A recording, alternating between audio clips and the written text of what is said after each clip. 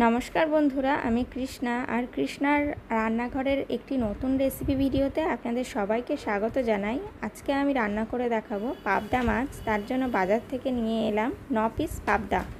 তো পাবদা মাছ যেহেতু নোনা জলের মাছ, তাই এটাতে বেশি লবণ দেব না, অল্প একটু লবণ দেব। আর পাবদা মাছকে ভালোভাবে প্রথমে ধুয়ে নিতে হবে। আর এটা মাঝারি সাইজের পাবদা, তাই আমি এটাকে মাঝখান থেকে আর পিস করলাম না, গোটা গোটাই রান্না করব।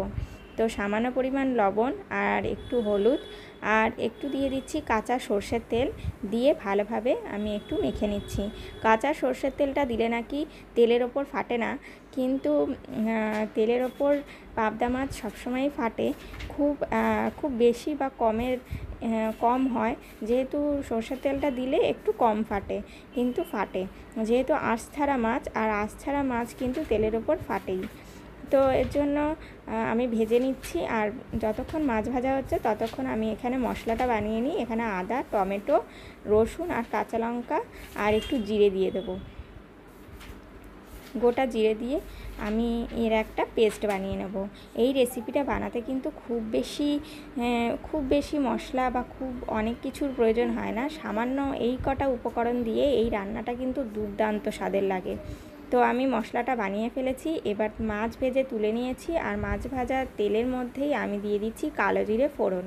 তারপর দিয়ে দিচ্ছি যে মশলাটা আমি বেটে রেখেছিলাম, মশলাটাকেও এর মধ্যে আমি তেলের মধ্যে দিয়ে ভালোভাবে আমি নেড়ে নিচ্ছি।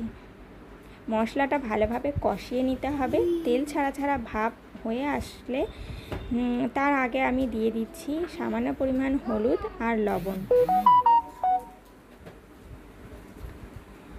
সামান্য পরিমাণ হলুদ আর লবণ দেওয়ার পর আমি এখানে দিয়ে দিচ্ছি ফেটিয়ে রাখা সামান্য একটু টক দই।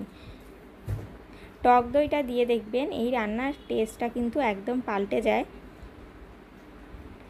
আমি এখানে সর্ষে বাটাটা ব্যবহার করছি না। সর্ষে বাটা দিলে অনেকের অনেক সময় সমস্যা হয়, গ্যাস হয়, তো সে কারণে সর্ষে বাটা দিচ্ছি না।